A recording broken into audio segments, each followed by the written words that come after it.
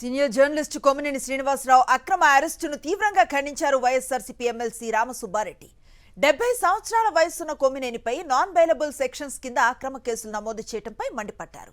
రాష్ట్ర వ్యాప్తంగా సాక్షి కార్యాలయాలపై టీడీపీ గూండాలు దాడి చేయడంపై ఆగ్రహాన్ని వ్యక్తం చేశారు.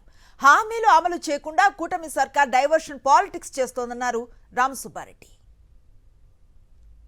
కొమ్మినేని శ్రీనివాసరావు 70 ఏళ్ల వయసున్న వ్యక్తి ఆయన ఆ విధంగా మాట్లాడకపోయినా క్షమాపణ చెప్పినా ఆ విధంగా ఒక జర్నలిజాన్ని అదేవిధంగా జర్నలిస్టులను ఈ విధంగా కక్ష కట్టినట్టు చేసే పద్ధతి పూర్తిగా దాన్ని ఖండిస్తూ ఉన్నాము.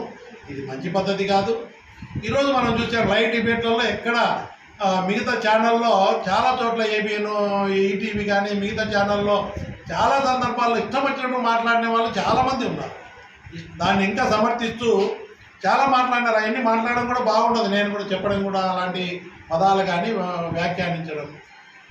ఈరోజు మాట్లాడిన దాన్ని ఖండిస్తున్నారు, క్షమించమన్నారు.